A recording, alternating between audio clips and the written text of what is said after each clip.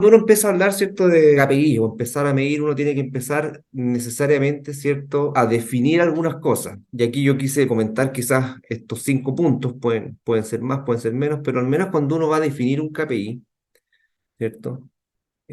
Un Key Performance Indicator, que es un indicador, ¿cierto? Un indicador clave de mi performance. Uno tiene que, ¿cierto?, que ir, como dice ahí, uno tiene que entender que lo que yo quiero medir es algo que definitivamente aborda un desafío para la organización, para el proceso, para mi empresa, o para mí mismo, para mi propio equipo, ¿cierto? O para el negocio en el cual estamos de alguna manera, en el cual estamos trabajando, ¿ah?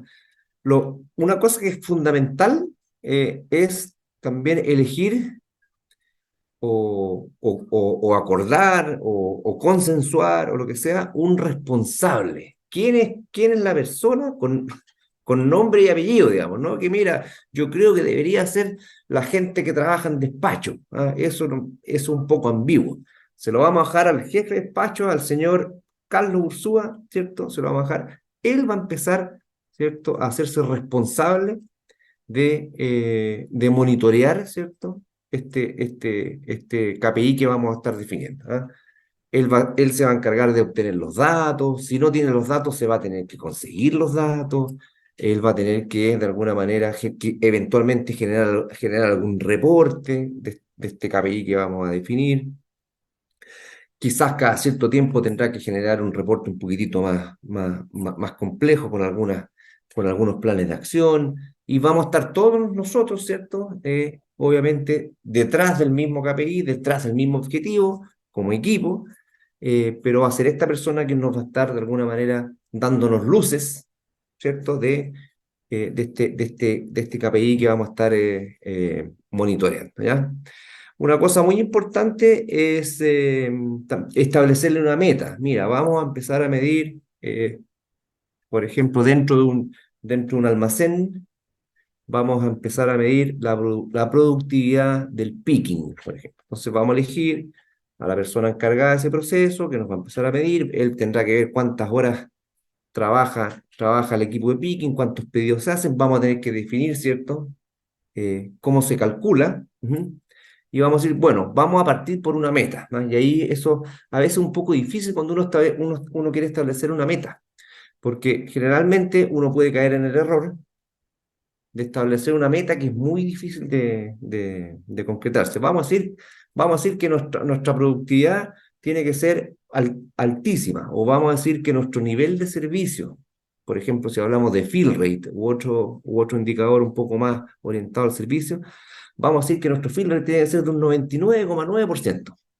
Y empezamos a medirlo hoy día y resulta que es un 40%. Entonces, en un corto plazo, en un mediano plazo, a un 99 probablemente va a ser muy difícil o quizás imposible. Entonces, uno tiene que ir estableciendo métricas que sean, primero que nada, que sean alcanzables, ¿ya? Que sea desafiante, pero también que sea, ¿cierto?, alcanzable para que la organización, para que el equipo entienda que esto es una mejora continua y vamos de a poco mejorándolo hasta llegar a un nivel que nosotros entendamos que ya entramos en una plataforma y podemos saltar en un futuro a una nueva meta, ¿no? Entonces, marcar el plazo, como dice ahí, ¿cierto?, para lograr esta meta que está planteada. Entonces, fíjate que de aquí al mes de junio, al mes de marzo, sea algo más corto, esperemos de aquí a fin de año, o de aquí a un año más, ¿cierto? Vamos a llegar a estos niveles que es lo que hoy día estamos buscando. Otro punto importante es definir, ¿cierto?, KPIs específicos, ¿ya? Dice ahí, para que puedas saber cuándo pasamos ya a otro objetivo, ¿ah? Ahí hablamos de KPIs específicos.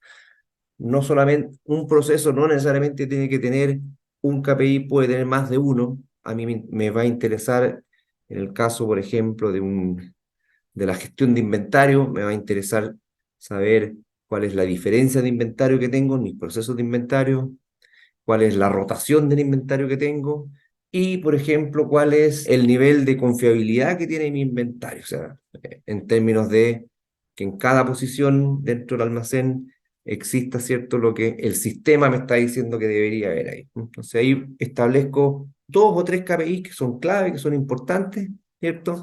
Específicos, ¿cierto? El punto número 5 es súper importante, digamos, porque de pronto nosotros tenemos que asegurarnos que el KPI que estamos estableciendo, que el indicador que estamos estableciendo sea un KPI que se pueda medir, que no sea tan complicado medirlo, que se pueda monitorear con relativa facilidad y por sobre todas las cosas que también se pueda posteriormente explicar, que se pueda llevar a un gráfico, llevar a un panel, ¿cierto? Que uno pueda mandar o preparar una presentación con un par de láminas, cosa que, ¿cierto?